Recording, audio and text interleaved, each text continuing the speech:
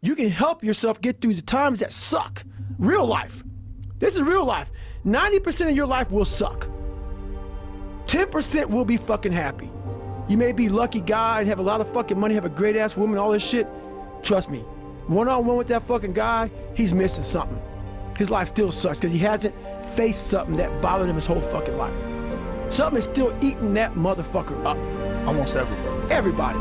Eating you the fuck up. But maybe you found a good way, how I did growing up, on how to ignore that voice that's saying, you ain't facing some shit. And I started finding things that was comfortable. And the more things I found comfortable, the more uncomfortable my mind was.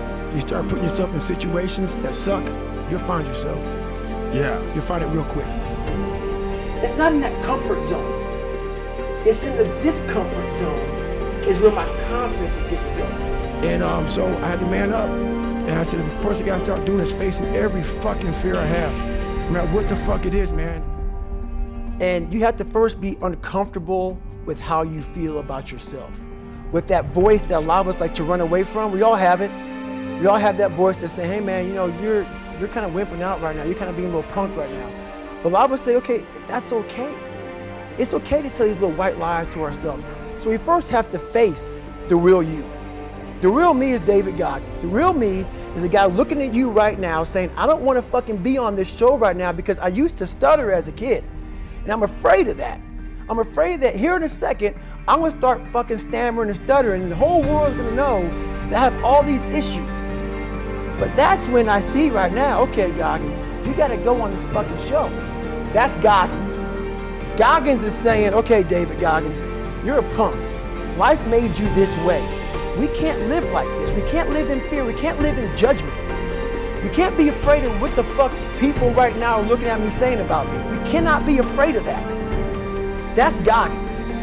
Goggins saying, fuck all of you who don't like me, who don't want to, and that person then comes in. But you have to be David Goggins and say, man, I'm afraid of this, I'm afraid of here, life made me this way here, I stutter, I have these issues with reading and writing, and I'm fat and I'm insecure. You gotta start diving into those things that you are afraid of. You don't gain confidence by going to the spot that makes you feel good. That's what gives me confidence, is facing these things, overcoming them. And maybe not overcoming them every day, but facing them. And facing them and facing them. Pretty soon like this, you know what, man, this is where it's at. This is a race that you run completely alone. You can build that total accountability in oneself, and it's not about being selfish.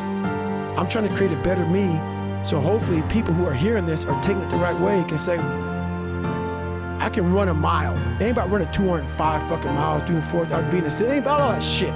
Shit doesn't matter. I want you to see how fucking far you can go, because we're all fucking suffering in this world. We're all hurting. And I try to take away all titles you want to give me and let you know that I did not come from that shit.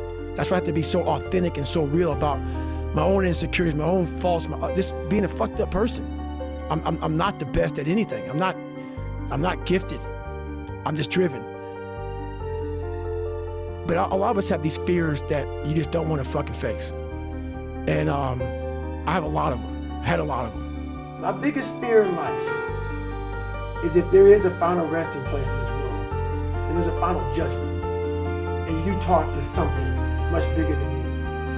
I don't want to sit down and have a conversation with someone, with something that says, you're in heaven, this is what you should have been on earth.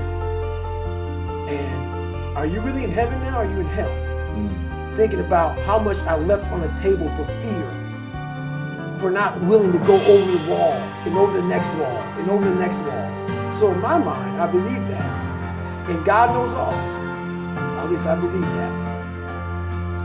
I want God to be up there right now as we're speaking, writing stuff down, saying, my God, he exceeded even my expectations. Wow. Just sack it up and fail and fail and fail until I succeed.